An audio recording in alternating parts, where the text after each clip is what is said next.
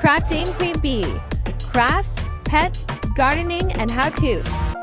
Hello crafting queens and welcome back to my channel. Today I'm going to show you how to make these little squished snowman bath bombs.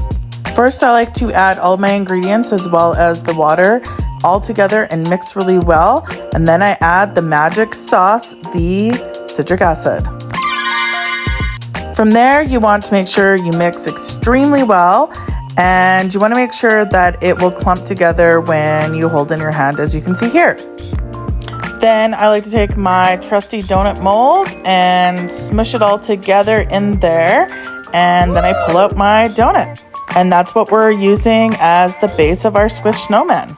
And for the head, I just use half of a round bath bomb mold.